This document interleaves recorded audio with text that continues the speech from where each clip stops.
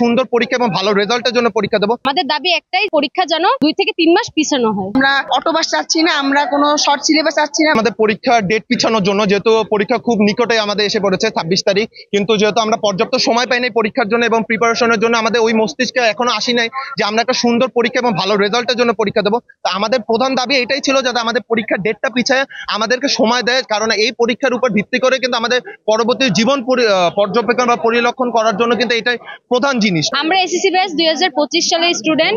আমাদের আমরা পরীক্ষা ঠিকমতো দিতে পারবো না, কারণ এখন ডেঙ্গু, করোনা ইত্যাদির পরিমাণ অনেক বেড়ে গেছে।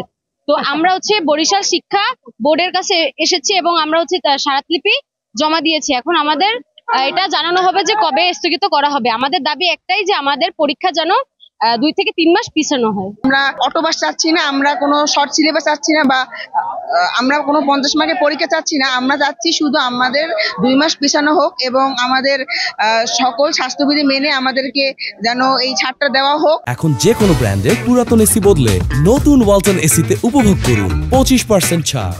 সারা বাংলাদেশে যত শিক্ষার্থীরা অবস্থান করছে শিক্ষা বোর্ডের সামনে, তারপর শাহবাগে, ঢাকা সচিবালয়ের সামনে, তাদের 3টি দাবি। তাদের দাবি হলো, প্রথম দাবি পরীক্ষা পিছিয়ে নেওয়া, তারপরে আমাদের 3টি যে জারি করেছে 33টি দাবি যে দিয়েছে নতুন নিয়ম, ওইটা আমাদেরকে উঠিয়ে নেওয়া। কারণ 27 সাল তারা নতুন কার্যক্রম বলেছে যে 27 সালে করবে, কিন্তু তার আগেই আমাদের এইচএসসি 2025 ব্যাচের পরীক্ষার 1 মাস আগে কিভাবে 33টি নতুন নিয়ম একটা স্টুডেন্ট তারা মানসিকভাবে এটা অ্যাডজাস্ট করতে পারে।